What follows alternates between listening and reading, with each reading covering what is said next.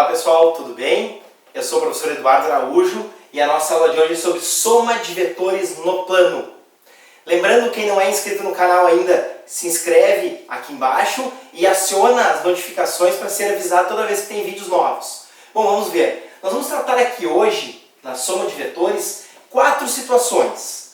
Quando nós temos os dois vetores na mesma direção e mesmo sentido, quando nós temos os vetores na mesma direção, mas em sentidos opostos, quando os vetores têm 90 graus entre si e quando eles têm qualquer valor de ângulo. Então vamos começar no caso mais simples. Os dois vetores têm mesma direção horizontal no caso, e mesmo sentido, os dois puxando para este lado. Então imagine o seguinte, eu tenho um ponto material e eu puxo esse ponto com duas forças de mesma direção e mesmo sentido. Puxo com 10 newtons é 1 kg mais ou menos, e puxo com 20 newtons, mais ou menos 2 kg, contando a gravidade aproximadamente igual a 10, né? Então se eu tenho 10 newtons puxando para cá e 20 newtons puxando para cá, ambos com mesma direção horizontal e mesmo sentido da esquerda para a direita, eu tenho uma soma simples. 10 mais 20 eu tenho um vetor de 30 newtons para a direita. Agora vamos supor que eu tenha de novo um ponto e eu estou puxando com 10 para a direita e com 20 para a esquerda. Bom, se eu puxo com 10 para cá e com 20 para lá, me sobraram 10 newtons para a esquerda. Vamos de novo na lógica. Eu tenho um ponto, uma corda, eu estou puxando uma corda com 20 para cá e com 10 para lá. Vai para o lado da maior força. Então se eu tenho 20 para lá e 10 para cá, me sobraram 10 para lá. O terceiro caso, os vetores são ortogonais, têm 90 graus entre si.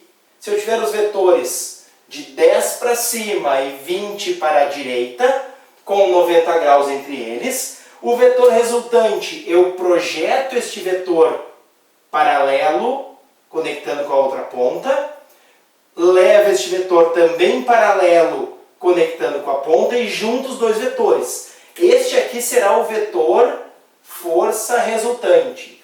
Bom, este vetor aqui, nós podemos ver que ele é a diagonal de um triângulo retângulo, então esta força resultante sempre será dada pelo teorema de Pitágoras, que é hipotenusa ao quadrado igual a soma dos quadrados dos catetos. Então, para fazer quando eles têm 90 graus entre si, basta fazer a força resultante ao quadrado é igual ao primeiro vetor ao quadrado mais o segundo ao quadrado. 10 ao quadrado mais 20 ao quadrado. Portanto, esta força resultante será 10 ao quadrado 100, 20 ao quadrado 400. Então, esta força resultante ao quadrado será igual a 500. A operação inversa do quadrado é a raiz quadrada. Logo, esta força resultante será de raiz quadrada do número 500. Raiz quadrada de 500, vou na minha calculadora, 22,36 newtons. Esta força resultante será de 22,36 newtons nesta direção e sentido. Então, quando eles têm 90 graus entre si, basta aplicar o teorema de Pitágoras. A última situação, que é o quarto caso que eu trouxe, é quando esses vetores não têm 90 graus entre si. Então vamos ver como é que nós resolvemos aquela última situação. Vamos apagar as anteriores, para gerar um espaço maior aqui para calcularmos. Então nós temos agora um vetor de 10 newtons, um vetor de 20 newtons, estou usando os mesmos 10 e 20 em posições diferentes, e um ângulo entre eles de 50 graus. Quando nós não temos esses vetores nessas três primeiras situações, nós teremos uma aplicação da lei dos cossenos.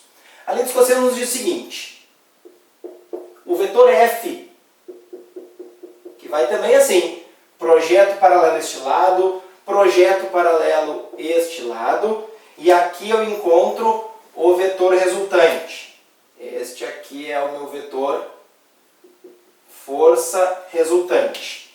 Bom, para eu calcular este vetor, força resultante ao quadrado igual ao primeiro ao quadrado, mais o segundo ao quadrado, mais 2 vezes o F1 vezes o F2, vezes o cosseno do ângulo entre eles.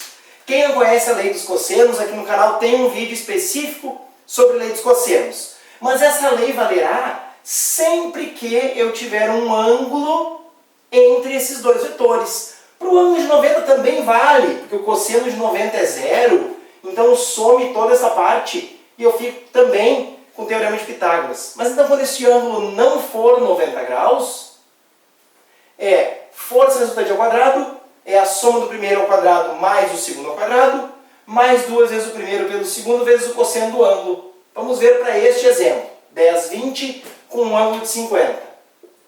A força resultante ao quadrado será o primeiro ao quadrado, mais o segundo ao quadrado, mais 2 vezes o primeiro vezes o segundo, vezes o cosseno do ângulo entre eles. Então, o cosseno de 50 graus. Aqui nós temos força resultante ao quadrado é igual. 10 ao quadrado, 100. 20 ao quadrado, 400. 2 vezes 10, 20. 20 vezes 20, 400. E vamos ver ali na máquina o cosseno de 50. Cosseno de 50. 0,6428. 0,6428. Multiplico por 400 e somo esses dois primeiros aqui. Então, somo 100 mais 400 mais o resultado de 400 vezes 0,6428.